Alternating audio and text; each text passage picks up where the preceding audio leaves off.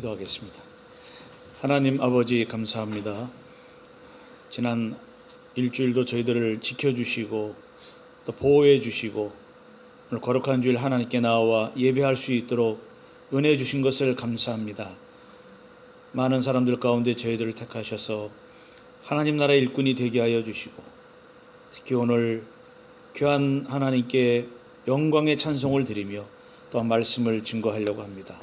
전하는 자나 들으시는 모든 교우들에게 마음의 문을 활짝 내시고 주의 말씀을 전하게 하시고 듣게 하심으로 세상에서 빛과 소금이 되는 하나님 나라의 거룩한 종들이 다 되게 하여 주시옵소서. 예수님의 이름으로 기도하옵나이다. 아멘. 오늘 우리가 함께 읽은 빌립보서 1장 3절부터 11절에 있는 말씀은 대림절을 맞이해서 두 번째 맞이하는 그런 본문 말씀이기도 합니다. 오늘 본문의 말씀을 보면 우리가 잘 아시는 대로 사도 바울은 각 편지들을 쓸 때에 인사말을 다 쓰고 있습니다.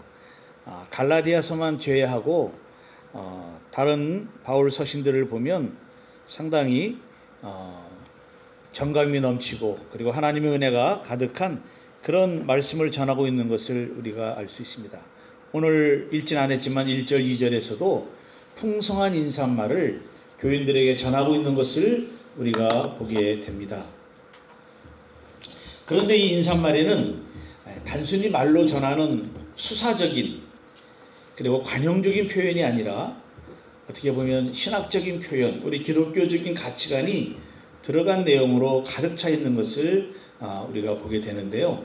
이것은 바울과 이 빌립보 교회와의 관계, 이 관계가 형식적인 관계가 아니라 친구 이상으로 잘 알고 있고 그리고 신앙적인 면에서나 삶의 어떤 문제에서 또 직면한 문제에서 그들이 함께 헤쳐나가야 되고 함께 풀어야 될 내용이 무엇인지를 잘 알고 있다는 그런 가정하에서 이런 편지를 쓰고 또 읽히게 하고 있고 듣고 있는 것을 우리가 보게 됩니다.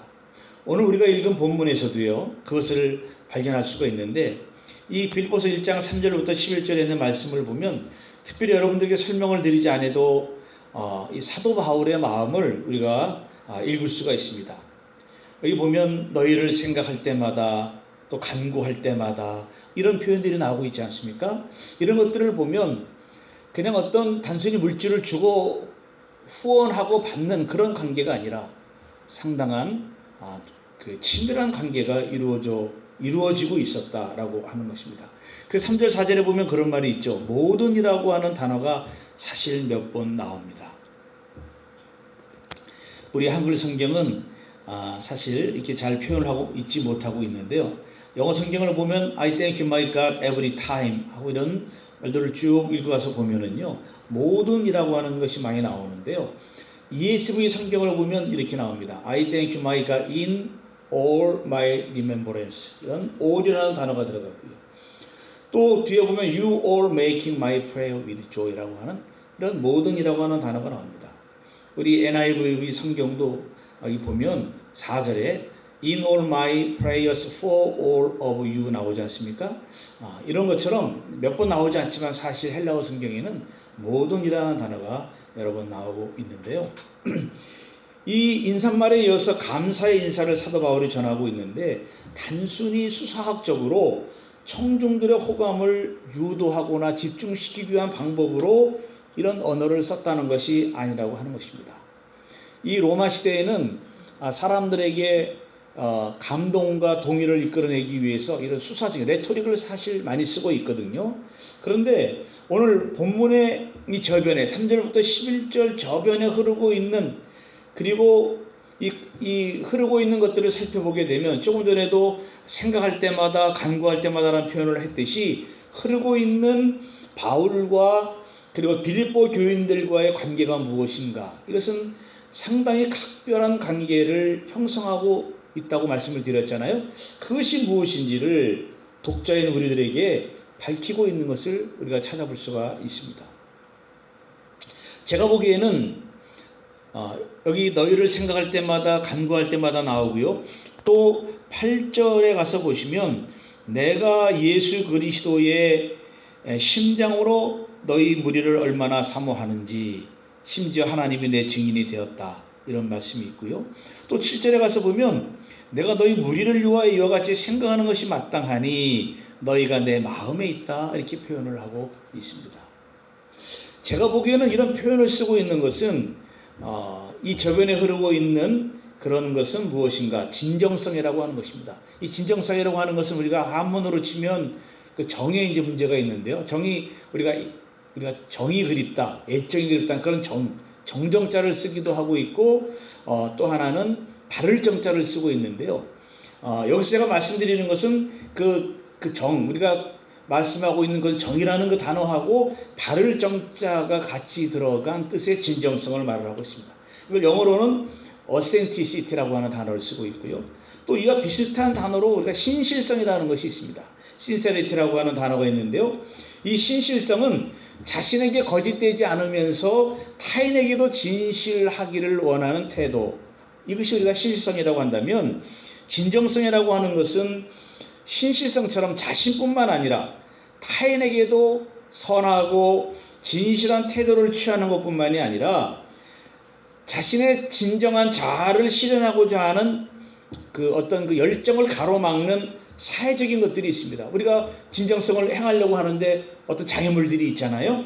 그런 가로막는 사회적인 힘, 이런 것들에 대해서 우리의 진정성을 굴복시키고 막는 것들이 있는데요.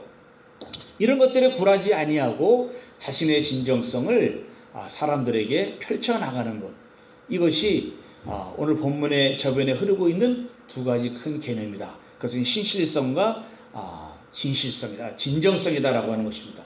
조금 더 말씀을 드리면 신실성이라고 하는 것은 주로 자기 자신에게 집중되어 있다고 한다면, 진정성이라고 하는 것은 자신뿐만 아니라 사회적인 관계, 타인과의 관계를 아우르고 있는 그런 모습이다라고 설명을 드릴 수가 있습니다.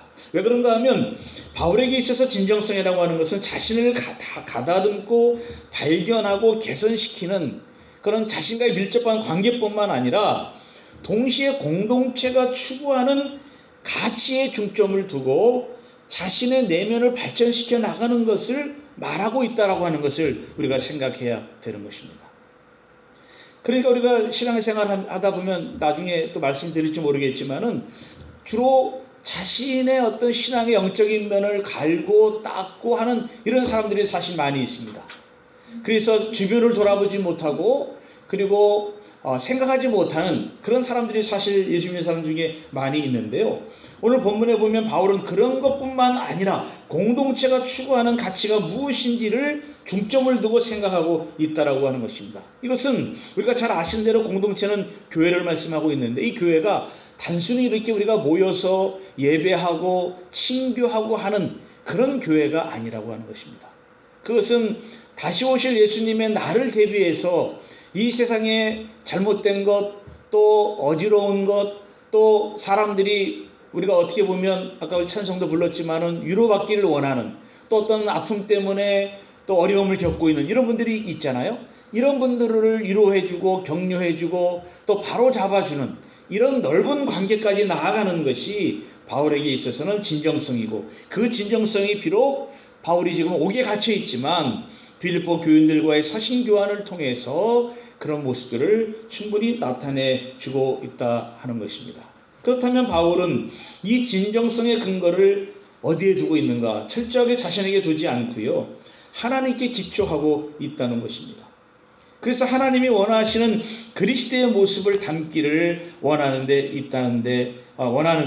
우리가 그것을 발견할 수 있습니다. 그래서 우리가 교회라고 하는 조직은요, 신실성에서 진정성을 우선적으로 지향하는 코이노니아로 발전하고 추구해야 된다라고 하는 것입니다. 이제 그런 말씀이 이제 나오게 되는데, 왜냐하면 자신의 내면적 신실성과 교회 공동체의 진정성이 충돌하게 될 때, 즉 사적인 측면과 공적인 측면을 모두 포용하는 진정성을 추구하는 교회로의 발전을 위해서 우리 성도들은 나아가야 된다고 하는 것입니다. 이것이 우리가 히브리서 같은 데서 보면 하나님의 말씀을 체험하지 못한 어린아이와 같은 모습으로 나타나게 되는데요. 우리가 교회 신앙생활 하다 보면 어떤 교회에서 추구하는 그런 것들이 많이 있지 않습니까? 친교라든지 구제라든지 이런 면에서 자신의 생각하는 가치와 충돌이 될 때 주로 자신의 것을 선택함으로써 교회의 공동체에 힘을 더하지 않는 그런 사람들을 우리 많이 보게 됩니다. 그래서 어떻게 의견을 제시하다가 잘 되지 않으면 막말도 하죠. 너희들끼리 알아서 다 잘해봐라. 뭐 이렇게 하면서 이렇게 소극적으로 나오거나 또는 이렇게 비난하는 이런 사람들을 우리가 볼 수 있게 되거든요. 그런데 성경은 그렇게 말하고 있지 않습니다. 자신의 신실성에 충실하다고 한다면 역시 공동의 가치에도 충실하게 나가야 된다라고 하는 것입니다. 그런데 오늘날 많은 교회들은 사실 자신에게 충실하라고 말하는 사람들이 사실 많이 있습니다. 자꾸 내면을 돌아보고 하나님과의 개인적인 교제에 집중하라고 하는 그런 일들이 사실 많이 있죠. 물론 맞는 말이지만 본문을 비교해서 보면 그렇지 않음을 우리가 알 수 있습니다. 그렇다면 사도 바울이 이런 진정성과 신실성을 기초로 해서 이 지금 빌립보 교인들에게 보내는 편지의 내용의 중심은 오늘 우리가 처음에 말씀드린 대로 감사와 친교의 내용이 있습니다. 3절에 보면 하나님께 감사한다라고 있습니다. 그것도 나의 하나님께 감사하고 있다라고 합니다. 그런 하나님과의 개인적이고 밀접한 관계와 하나님을 의존하는 존재로서의 자신을 표현하고 있고요. 아까 말씀드린 대로 신실성에서 진정성으로 발전해가는 가장 중요한 토대가 하나님이라고 하는 것을 다시 강조하고 있습니다. 그러니까 우리가 내 구주 예수를 더욱 사랑, 이게 아까 찬송을 불렀듯이 우리의 삶의 기초가 그리스도를 하고 있잖아요. 그런데 개인적으로는 굉장히 기초하고 있지만 실제로 드러나는 모습들을 보면 자신의 어떤 표현과 자신의 의도적인 이야기들을 먼저 이야기하는 것들이 사실 많이 있다라고 하는 것입니다.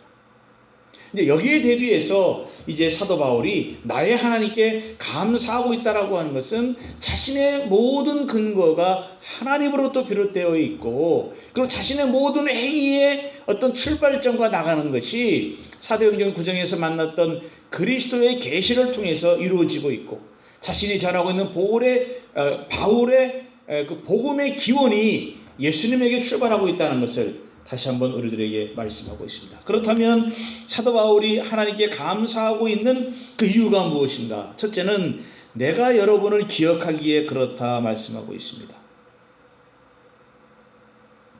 이제 3절 4절에 나오는 것이고요. 둘째는 지금 처음부터 지금까지 복음을 전하는 일에 참여하고 있기 때문에 그렇다 말씀하고 있습니다. 세 번째는 하나님께서 그 착한 일을 이루실지를 확신하고 있기 때문에 너희들 하나님께 감사하고 있다 이렇게 말씀하고 있습니다.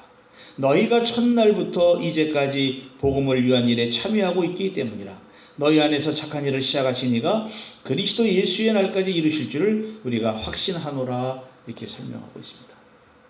빌립보 교인들은요, 복음의 부름을 받은 그때부터 약 10년 정도가 지난 때라고 지금 얘기하고 있는데요. 이 빌립보 교회가 형성되는 과정은 사도행전 16장에 자세히 나와 있습니다.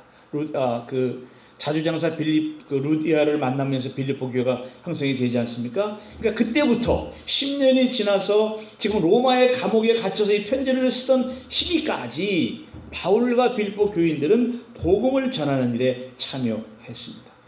그리고 빌립보 교회는 바울의 복음 사역을 위해서 지금까지 변함없이 복음을 위해서 헌신해 왔다는 뜻이기도 합니다.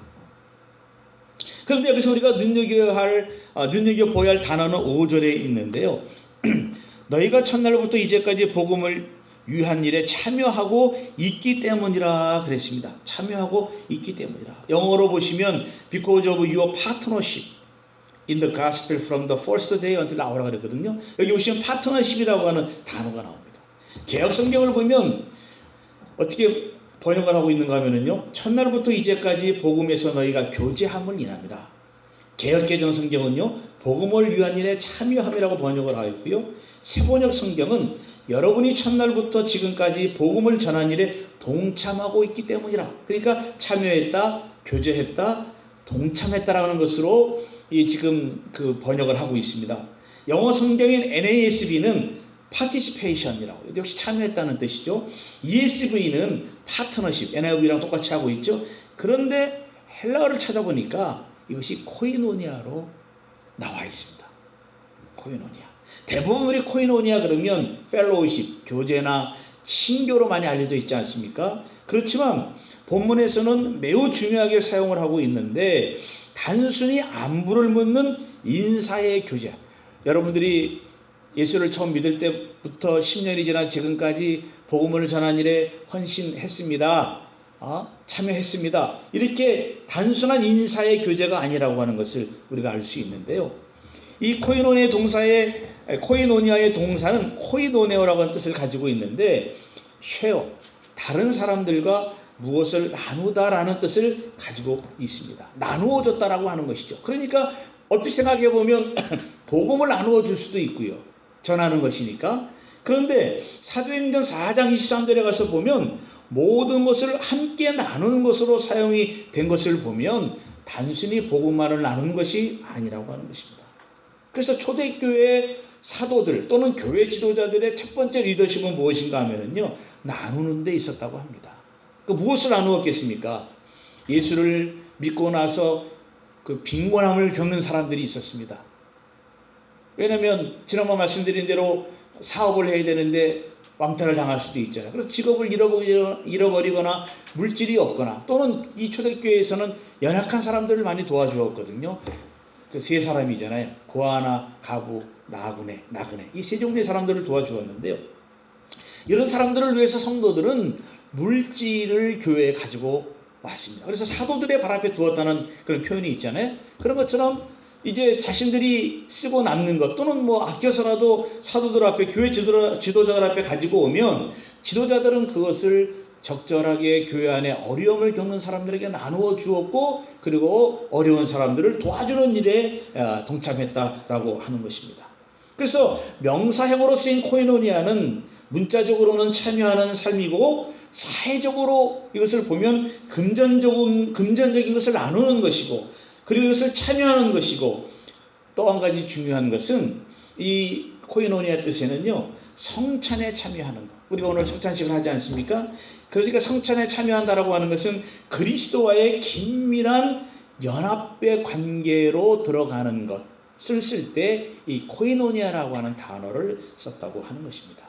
그러니까 우리가 여기서 조금 더 해석을 하면, 그리스도의 피와 몸에 참여한 성도들은 그 받은 은혜와 받은 어떤 능력, 받은 것들을 자신의 신실성을 유지하는 데만 사용하는 것이 아니라 이것을 사람들에게 적절하게 나누어 주는 데에 쓰여졌다라고 하는 것입니다. 그래서 본문에서는 신실성과 진정성이 모여서 이루어진 인격적인 관계를 그들이 가지고 있었고, 그것을 기반으로 해서 구체적인 삶을 나누고 참여하였는데, 오늘 본문에서는 복음을 위한 일에 참여함으로 말하고 있습니다. 그래서 교회는요, 계속 사도 바울이 필요한 것들을 공급해 주는 사랑의 교제를 실천하고 있었습니다. 그런데 이 나눔은 단순한 물질만이 오고 가는 것이 아니라 서로 간에 진심이 담겨 있고, 그들이 지금 살아가는 형편 안에서 삶을 나누고 있는 공동체라고 하는 뜻을 가지고 있습니다. 삶을 나누는 공동체라고 하는 것이죠. 여기에는 차별이 없습니다. 편견이 없습니다. 닥쳐오는 일들을 기쁨으로 받아들이고 교제하였다는 의미입니다. 닥쳐오는 일이라고 하는 것이 무엇이겠습니까? 앞으로 복음을 전하다가 어려움을 겪어야 될 것들을 예측하고 있지만, 그 다가오는 어려움이라고 하는 그것도 기쁨으로 받아들이고 하나님께 감사하며 복음에 참여했다라고 하는 것이죠. 그래서 우리가 빌립보서를 보면은 기쁨이라고 하는 단어가 상당히 많이 나오잖아요. 여기도 보면 감사와 기쁨으로 항상 간구했다는 말이 그런 의미로 쓰여졌다라고 저는 생각을 하고 있습니다. 사무엘상 22장 1절부터 2절을 보면은요, 다윗이 사울로부터 어려움을 겪어서 도망 다니잖아요. 그래서 어떤 굴에 들어가게 되는데, 거기에 여러 사람들이 모이게 됩니다. 가족들뿐만 아니라 곤고한 사람들, 빚진 자들, 마음이 괴로운 사람들이 다윗이 있는 곳으로 모여들게 됩니다. 우리가 이것을 보통 사람들이 무슨 공동체라 그럽니까? 아둘람 공동체라 그러잖아요. 그래서 어떤 교회도 보면 그 어떤 뭐 순이라 뭐 목장이라 이렇게 하는데 어떤 분들은 아둘람이라는 표현을 쓰는 그런 교회도 있는 것을 보았는데요. 그런 사람들이 모여들게 되었습니다. 살면서 일어나는 일로 마음이 아프고 쓰라리고 그리고 원통한 사람들이 다윗이 있는 그곳으로 모여들었습니다. 오늘날 교회는 어떻습니까? 많은 교회들이 그들 자신의 즐거움을 위해서 신교와 교제를 나누고 있습니다.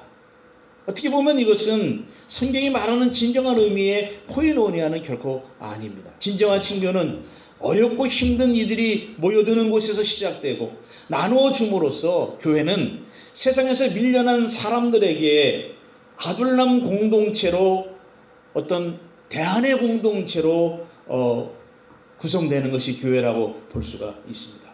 그래서 우리는 괴롭고 마음이 쓰라린 사람들이 모여드는 공동체인가 우리 스스로에게 물어보고 또 교회가 어떤 교회가 되었으면 좋겠는지 스스로 질문하는 그런 교회가 되는 것이 바울이 원하는 복음에 참여하는 그런 교회로 나가는 계기가 될 수 있습니다. 그래서 교회는 가난하고 어려운 사람들에게는 물질적인 나눔으로 교제가 이루어져야 되고요. 또 어려움과 아픔이 있는 사람에게는 다가가서 아픔과 슬픔을 함께하는 마음을 나누는 교제가 되어야 하는 것입니다. 최근에 한국의 정신과 의사인 정혜신 박사가 쓴 책을 보면 당신이 옳다라고 하는 책이 있습니다. 그것을 보면 그 나눔의 교제를 얘기하고 있는데 그것은 뭔가 하면 공감해야 된다라고 하는 것입니다. 공감하는 교회가 되어야 한다는 것이죠. 그러니까 상대방이 오면 뭐라 그럽니까? 그 자신의 어려움을 얘기하는 사람들이 있잖아요. 그리고 또 만나서 또 얘기하는데 단순히 이야기를 뭐 1, 20분, 뭐 2, 30분 하는 것이 아니라 얼마나 합니까? 하는 분들 보면 막 뭐 몇십 시간씩 하는 분들이 있잖아요. 저도 그 책을 읽으면서 생각을 해보았습니다. 저희도 몬트리에서 목회하면서 그런 분 수없이 많이 만나보았거든요. 그런데 그것을 우리가 공감이라고 하는 면에서 살펴보면 생각해보면 공감은 감정노동이 아니라는 겁니다. 감정노동이 아니다. 이것을 들어주는 내가 목사니까 목사의 사모니까 교인이니까 내가 좀 들어줘야 되겠다. 의무감으로 이것을 들어주기 시작하면 그것은 감정노동이 되기 쉽다라고 하는 것입니다. 이것을 그저 잘 들어주는 것이 아니라 왜 그런가 하면 한없이 들어주다 보면 짜증도 나고 지치고 그러잖아요. 내가 왜 이런 짓을 하고 있나. 끝나고 나면 그냥 허탈하기도 하고 있지 않습니까? 다시는 저 사람 안 만나야지. 또 그럴 거 아니에요. 이렇게 생각이 들잖아요.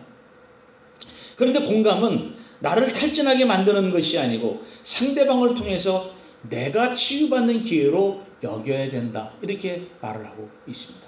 그러니까 상대방의 이야기를 의무감으로 들어주는 것이 아니라 나를 치유받는 기회로 그 사람의 이야기를 들어주는 것이 공감하는 것이다. 저도 어떻게 보면 그런 면에서 좀 약한 편이거든요. 왜냐하면 제가 정해놓은 기준이 있고 제가 해놓은 생각이 있잖아요. 그저 저에게 위로를 받고 저에게 그렇구나라고 하는 말을 듣기를 원하는데 그것을 잘하지 못하니까 제 아내가 당신은 그저 들어주기만 해. 이런 말을 들을 때가 사실 많이 있어요. 우리가 그것을 잘 못한다는 거 아닙니까? 그래서 의무가 되면 지쳐버리게 되는 겁니다. 그런데 이런 만남과 상황이 오히려 자신에게 선물이 될 수도 있다고 생각하고 상대방을 그대로 인정하고 받아들이게 되면 우리가 공감하는 법을 배우게 되고 그 사람의 아픔을 통해서 나도 치유받게 되는 더불어 축복의 시간이 된다 하는 그런 글을 읽어보기도 하였습니다. 그러니까 오늘 사도 바울이 감옥에 있지만 교인들은 사도 바울과의 관계를 끊어버리지 않았습니다. 그들은 그리스도 때문에 그들이 하나로 연결되어졌고 그 연결점이 하나의 작은 불꽃이 되어서 공동체를 이끌어가고 있다라고 생각을 했습니다. 마치 빌립보 교인들은 사도 바울이 감옥에 있는 것처럼 정성을 다해서 그를 섬겼고 또 사도 바울은 비록 감옥에 갇혀있고 묶여있는 몸이었지만 교인들을 생각하는 모습으로 아주 절절한 편지를 쓰고 있는 것을 보게 되었다고 하는 것입니다. 그래서 눈여겨봐야 될 것은 이들은 서로 공감하게 되었고 어려운 형편임에도 불구하고 기쁨으로 기도할 수 있는 힘이 생기게 되었던 것을 우리가 알 수 있습니다. 왜 그렇습니까? 여기 말씀대로 너희 안에서 착한 일을 시작하신 이가 이렇게 표현하고 있습니다. 오늘도 본문에 보면 아까 모든이라는 말을 많이 쓰고 있지만 한글 성경도 보면 무슨 단어가 많이 나옵니까? 너희라는 단어가 너무 많이 나오잖아요. 너희라고 이런 표현하고 있습니다. 나와 너라고 하는 것이죠. 그러니까 사도 바울과 너, I and you라고 하는 것이죠. 그러니까 이 둘은 그저 의례적인 관계가 아니다. 서두에도 말씀을 드렸지만 어려운 환경에도 있음에도 불구하고 서로가 확신하고 있었는데 확신할 수 있는 그 힘이 어디에 있느냐? 바로 6절에 그리스도라고 하는 것입니다. 그리스도의 예수 이렇게 말씀하고 있지 않습니까? 바로 이들이 확신하고 신뢰할 수 있고 기쁨으로 서로 사랑의 교제를 나눌 수 있었다고 하는 것은 바로 그리스도께서 그 일을 시작하셨고 그리스도께서 그 일을 끝내시리라고 하는 확신이 있었기 때문에 그렇다고 하는 것입니다. 그래서 바울과 빌립보의 교인들은 이런 생각들이 스스로 스며들고 있었는데요. 바울의 동역자들은 그의 트럭을 통해 오히려 확신하게 되었고 이 일로 인해서 더욱 복음을 담대하게 전하게 되었고요. 또한 바울 자신도 감옥에서 풀려날 것이라고 확신했던 것을 우리가 빌립보서를 통해서 우리가 알 수 있습니다. 자, 빌립보서 1장 14절 말씀에 보면은요. 형제 중 다수가 나의 매임으로 말미암아 주 안에서 신뢰함으로 겁없이 하나님의 말씀을 더욱 담대히 전하게 되었느니라 그랬습니다. 그러니까 바울이 갇혔다고 해서 빌립보 교인들은 후퇴하거나 의기소침하거나 우울증에 빠지거나 그렇지 않았다고 하는 것입니다. 더 확신함으로 말씀을 증거했고요. 그리고 빌립보 교회로 가서 계속적으로 기쁨과 신앙을 갖도록 격려하는 일을 하게 될 것을 확신했던 것을 우리가 알 수 있습니다. 25절 가서 보면 내가 살 것과 너희 믿음의 진보와 기쁨을 위하여 너희 무리와 함께 거할 이것을 확실히 안다라고 표현하고 있습니다. 여러분, 주님께서 하신 일은 우리뿐만 아니라 그들에게 예수를 믿어 구원에 이르게 하셨습니다. 그래서 그들이 예수를 믿어 신실성과 진정성을 가지게 되면서 자기의 만족과 자기들만의 유익을 위해서 친교했던 소극적인 태도에서 이제는 빌립보 지역을 벗어나 먼 지역까지 사도행전에 나오는 땅끝까지 가서 증인이 되는 복음의 참여자가 되고 있었음을 의미하고 있고 그것이 어떤 일이 있음에도 불구하고 굴하지 않고 그리스도가 다시 오시는 그날까지 계속되어야 된다라고 하는 확신을 이 사람들이 가지고 있었습니다. 그래서 교인들은요, 긍정적인 생각을 믿음으로 착각하지 않았습니다. 우리가 긍정적인 생각이 믿음으로 착각할 수가 있거든요. 그것을 착각하고 교회를 나오고 복음을 전하는 것이 아니라 그리스도가 역사의 주인임을 믿는 확신을 가지고 소망을 가지고 꾸준히 살아가게 되면 풍성한 열매를 거두는 때가 오게 된다고 하는 것입니다. 그래서 여기 보면 그 예수의 날까지 이루실지를 우리가 확신한다 그러지 않습니까? 문제는 무엇입니까? 그것을 거두게 되는 때를 내가 정한 때, 내가 정한 기간이라고 하는 것이 우리에게 있으면 어렵게 되는 것이잖아요. 내가 뿌렸으면 내가 거둬야 된다라는 생각이 있으면 어떻게든지 막 해야 되는데 안 되니까 힘이 들고 괴롭지 않습니까? 그런데 그리스도가 오시는 날에 이루신다는 것을 확신하게 되면 우리의 할 일은 무엇입니까?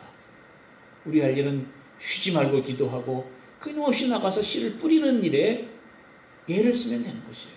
내가 그 기한을 정하게 되니까 굉장히 힘들게 되는 것이죠. 내가 한 사람의 영혼을 이렇게 투자하고 이렇게 음식을 나누어주고 뭐 선물도 사주고 뭐도 해줬는데 그럴 수 있지 않습니까? 그러니까 우리가 힘든 거예요, 사실은. 목회자도 마찬가지입니다. 내 때에 무엇인가 막 구름대같이 사람들이 몰려면 얼마나 좋겠어요. 안 되잖아요. 중요한 것은 내가 얼마만큼 이 일에 확신하고 있고 그것을 하고 있느냐가 중요한 것입니다. 그래서 여러분, 오늘의 나를 평가하는 것은요, 누군가나 또는 내가 마음속으로 정한 때가 아니라 주님이 다시 오시는 카이로스의 날, 종말의 때라고 하는 것입니다. 다만 우리를 통해서 새로운 세상을 만드시려는 주님의 도구로 사용된다는 생각을 하고 나누고 협력하면 기쁨이 형성되어지는 교회를 경험하게 되는 것입니다. 아, 왜 저 사람은 왜 전도를 안 해오 갖고 오지? 왜 저 사람은 왜 저러지? 막 이럴 필요가 없다는 것이죠. 우리가 물론 격려하고 함께 말하는 것은 중요하지만 그것이 지나치게 되면 오히려 불화하게 되는 것이거든요. 제가 목회했던 그 교회가 뭐 이제 새로운 목회자가 오셔서 우리가 가서 보았지만 그 전의 일입니다. 아주 열심히 하는 분이 있었어요. 그래서 그분이 이제 가게를 내가지고 이제 전 교인들이 음식을 만들어 가서 이제 뭐 개업 예배 같은 거 하고 그러지 않습니까? 가서 예배를 드리고 이제 목사님이 권면을 했대요. 장로님, 이렇게 또 새로운 가게도 하셨으니까 또 열심히 더 교회를 위해서 충성해 주시기 바랍니다. 이렇게 했더니요, 그 다음 주부터 교회를 안 나오시더래요. 설명이 많이 필요하겠지만 아마 마음속으로 부담을 가졌는지 모르겠죠. 그러니까 인간적인 생각을 하게 되면 우리가 이렇게 사람이 쉽게 실망하게 되고 쉽게 자신의 마음을 놓아버리는 경우가 많습니다. 다음으로 우리 7절 8절 한번 보도록 하겠습니다. 7절 8절에 보면 내가 너희 무리를 위하여 이와 같이 생각하는 것이 마땅하니 이는 너희가 내 마음속에 마음에 있음이며 나의 내음과 복음을 변명한 것 확정함에 너희가 다 나와 함께 은혜에 참여한 자가 됨이라. 내가 예수 그리스도의 심장으로 너희 무리를 얼마나 사모하는지 하나님이 내 증인이시라 고백하고 있습니다. 조금 전에 너희라는 단어가 많이 나왔다고 말씀을 드렸듯이요, 바울과 하나님 그리고 빌립보 교인들에게 하신 일을 보여줌으로써 바울, 교인, 하나님의 삼각관계의 중요성을 보여주고 있고요. 그리고 신앙인의 발전이 개인에서 교회 그리고 세상으로 확장되어야 함을 우리들에게 보여주고 있습니다. 그래서 바울은 자신이 가지고 있는 자신의 사역의 기초가 되는 신실성과 진정성이 하나님으로부터 나온다고 하면서 그 구체적인 증거를 보여주고 있는데, 오늘 여기 보면 마음과 심장이라고 하는 단어를 좀 생각해 보아야 되겠습니다. 여러분들 이 구절을 보시면 뭐 연예인의 어떤 뭐 대사 같은 거 생각나지 않습니까? 예? 너희가 내 마음에 있으며, 생각나시는 거 없습니까? 어떤 대사 중에 그런 게 있지 않습니까? 내 안에 너 있다, 뭐 그런 게 있었죠, 그죠? 예? 생각나지 않습니까? 예? 야, 혹시 그 말을 여기서 빌려다가 사용하지 않았나 이 생각해 보는데요. 이것은 사도 바울의 마음 속에 빌립보 교인들이 있다는 것은 공간과 시간을 넘어서서 항상 그리워하고 마음에 품고 있다는 뜻일 겁니다. 그 정도로 사랑의 강도를 표현하고 있는 것이 마음과 심장인데요. 마음은 우리가 헬라어는 카르디아라고 쓰고 있고 우리가 하트, 여기 보면 in my heart라고 NIV에서 번역을 되고 있는데요. 인간 내적인 모든 관계, 그러니까 지정의를 포함하고 있는 인격적인 것을 말씀하고 있습니다. 그러니까 정신적인 의미보다는 인간 전체를 나타낼 수 있는 어떤 감정, 핵심 감정을 표현하고 있는데 심장의 다른 표현으로 쓰여지고 있습니다.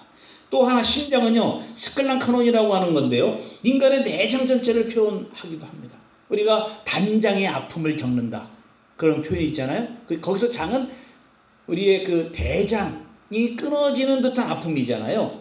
그런 것처럼 감정의 응축적인 아주 엑기스의 표현인데요, 동사로는 공감하다, 불쌍히 여기다, 이런 뜻입니다. 이것을 마태복음 9장 36절에 예수님이 무리를 보시고 마음을 아파하시는 그 마음의 상태를 표현하고 있습니다. 이런 자신의 마음을 내가 증명하고 있는 것이 아니라 하나님이 증명하신다라고 하는 것이에요. 그러니까 사도 바울이 빌립보 교인들을 생각하는 마음이 마치 이런 두 가지 표현, 그러니까 자신의 전체를 다 표현하는 것이죠. 그것을 내가 너희를 사랑하는데 그 사랑의 증거가 하나님이라고 하는 것입니다. 또 한 가지는 무엇인가 하면은요, 바울이 여기 7절에 보시면 메인과 복음을 변명한과 확정함에 너희가 다 나와 함께 은혜에 참여한 자가 되었다고 그랬지 않습니까? 여기서 복음을 변명함과 확정이라고 하는 것은 법정적인 용어입니다. 법정적인 용어. 법정적인 용어라고 하는 것은 아주 그 디피니션이 강한 거잖아요. 정의를 내려주는 것 아닙니까? 바울이 법정에서 유죄로 확정되는 순간에서도 복음을 증거하는 일에 뒤로 물러서지 않았고, 이것을 보는 교인들도 결연히 바울과 함께 복음을 전하는데 동참해야 되고 또 동참하였다라고 이렇게 격려하고 있는 표현입니다.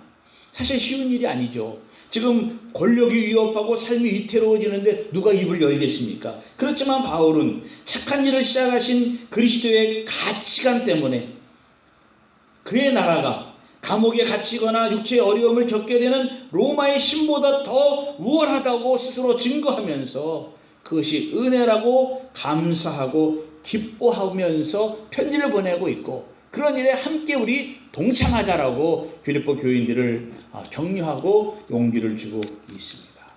여러분, 그래서 우리는 기도해야 되는 것입니다. 오늘 본문의 내용은 감사와 기도의 내용이거든요. 그래서 10절 11절의 기도의 내용을 집중해서 보시면 보통 우리가 하는 기도의 내용과 많이 다릅니다. 이런 어려움이 있으면 하나님 어려움을 좀 피해 주십시오. 우리 사도 바울을 빨리 좀 감옥에서 나오게 해 주십시오. 그런 기도가 아닙니다. 빌립보 교인들이 하나님의 사랑으로 더 풍성해지기를 원하는 기도를 이들이 드리고 있습니다. 지식과 모든 총명으로 점점 더 풍성해지기를 기도하고 있습니다. 내가 기도하노라 9절에 너희 사랑을 지식과 모든 총명으로 점점 더 풍성하게 하사. 한마디로 말씀을 드리면 하나님을 아는 지식에 더 애쓰고 밝히게 해 주십시오. 여기서 지식이라고 하는 이 단어는요, 실제적인 지식이나 인식을 의미하고 있습니다. 총명은 판단력, 통찰력, 분별력 등을 의미하고 있습니다. 그러니까 사도 바울은 빌립보 교인들이 하나님의 말씀을 바탕으로 진리의 지식과 바른 통찰력, 분별력을 가지고 신자들이 아가페적인 사랑을 실천하기를 기도하고 있다고 하는 것입니다. 여기 9절에 너희 사랑을 이렇게 말씀하고, 이 사랑은 하나님적인 사랑이거든요. 그러니까 우리가 사랑 그러면 에로스 사랑, 필리아 이런 사랑을 얘기하고 있지만 사실은 다 사랑의 기초는 하나님에게 기초를 두고 있는 거예요. 남녀 간의 사랑도 하나님의 사랑을 기초로 해서 나오게 되는 것이잖아요. 그러니까 이 하나님의 사랑을 실천할 수 있도록 분별력을 가지고 통찰력을 가지고 하나님에 대한 지식을 가지고 살아가라. 그것을 위해서 기도하라. 이렇게 말씀을 하고 있습니다. 그렇게 보면 사실 우리가 하는 기도는 어떻게 보면 조금 그렇지 않습니까? 로마서 2장 18절도 율법의 교훈을 받아 하나님의 뜻을 알고 지극히 선한 것을 분간하라고 하고 있습니다. 특히 진리가 혼탁한 세상에서 더욱 중요한 것은 분별력이 필요하지 않습니까? 여기서 분별하다라고 하는 것은요, 당시에는 소를 산 사람이 소의 상태를 시험할 때, 또 동전에 어떤 불순물이 들어갔느냐 안 들어갔느냐를 검사할 때 쓰여지는 단어로서의 분별이거든요. 그래서 KJV 성경은요, 어프로브라고 하는 단어를 사용을 하고 있습니다. 고린도후서 13장 5절에 너희는 믿음 안에 있는가 너희 자신을 시험하고 너희 자신을 확증하라. 이렇게 표현하고 있거든요. 그러니까 지극히 선한 것을 분별하며 라는 말은 가장 좋은 것을 증명한다. 가장 가치 있는 것을 선택한다. 그러니까 우리들이 살아가면서 가장 가치 있는 일이 무엇일까? 공동체에서는 사람을 잘 세우는 일이고요. 왜냐하면 사람이 없으면 일을 못하잖아요. 좋은 사람을 세워야 되잖아요. 마치 이것은 앞에서 연결한 것처럼 신실함과 진정함이 있는 사람을 분별함으로써 하나님의 일을 하도록 사람을 세워라. 이런 기도를 해야 된다라고 하는 것입니다. 그래서 진실하여 허물 없는 사람, 그리고 의의 열매가 가득한 사람을 분별해서 세우는 것, 도덕적으로 깨끗한 사람, 다른 사람과의 관계에서 원만한 사람, 이것을 말하고 있습니다. 우리가 교회 생활하다 보면 어떤 분들은, 또 어떤 목사들은 보면 늘 분쟁을 일으켜서 공동체를 힘들게 하고 흐트러지게 하는 사람이 있거든요. 어떤 분이 저한테 어떤 분에 대해서 막 자랑을 하고 좋다라고 막 얘기를 하더라고요. 그래서 제가 그런 얘기를 했습니다. 그분이 아무리 훌륭하고 좋다고 해도 그분이 목회한 것을 한번 보시라. 그분이 가서 목회하는 곳마다 교회는 다 분쟁이 났고 다 교회는 깨어졌다. 그러면 우리가 아무리 그분이 옳다고 해도 우리가 한번 생각해 봐야 되지 않겠느냐. 이런 말을 드린 적이 있거든요. 그렇습니다.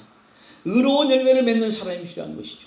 하나님과의 바른 관계를 통해서 주의 일을 하는 자가 마땅한 사람이고 좋은 열매를 맺는 사람입니다. 그래서 마태복음 5장, 6장, 7장을 읽어보면 좋지 않은 열매를 맺는 나무는 어떻게 한다고 그랬습니까? 찍어 불 위에 던진다라고 그랬습니다. 그러니까 좋은 열매를 맺는 사람. 그래서 우리가 사는 것이 다르고 상황과 형편은 다르지만 열심을 다하여 주의 나라가 임한 것처럼 선한 열매를 맺기 위해서 우리가 노력을 해야 됩니다.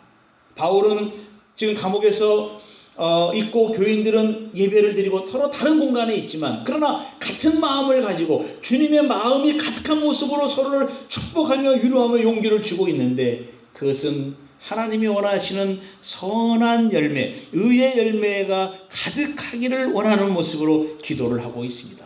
이것이 결국 하나님의 영광과 찬송이 된다고 사도 바울은 오늘 예배하는 우리들에게 권면하고 있습니다. 주님은 이 세상에 오셨습니다. 우리는 주님 오시는 대림절을 맞이하면서 우리가 사는 집에서 직장에서 주님을 찬송하며 경배하는 삶을 살아야 하겠습니다. 주님께서 여러분들을 지키시고 보호하시고 선한 길로 그리고 의의 길로 그리고 기쁨의 길로 분명히 인도해 주실 줄로 믿습니다. 이번 한 주간도 사도 바울이 빌보 교인들을 생각해서 감사하며 드리는 이 기도를 생각하시면서 복되고 행복한 한 주간이 되시기를 주의 이름으로 축복합니다. 기도하겠습니다. 하나님 아버지 감사합니다.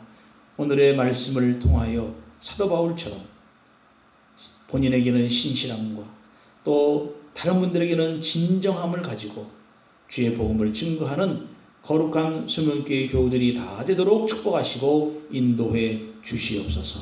예수님의 이름으로 기도하옵나이다. 아멘.